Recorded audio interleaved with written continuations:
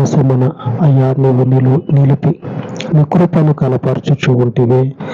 ఈ నీ కృపను నీ మందిరం పక్షముగా విస్తరింపచేసి మహాకాశములు సైతము కూడా పట్టజాలనంత నీ కృపను మా మీద సమృద్ధిగా కుమ్మరింపచేసి లేఖనము సెలవిచ్చినట్లు కునుకడు నిద్రపోడు నీ వాగ్దానమును నీ మందిరం పక్షముగా నీ మందిరంలో ఉన్నటువంటి నీ పిల్లల పక్షముగా జ్ఞాపకము చేసుకొని అన్ని సమయాలలో అన్ని పరిస్థితులలో నీ పరలోకపు చేతి నీడలో సురక్షితముగా తండ్రి క్షేమమునిచ్చి వర్ధిల్లచేయమని నీ పాదముల చెంత ఈ మనవులు ప్రతిష్ఠించి యేసు నామమున వేడుకొనుచున్నాను తండ్రి.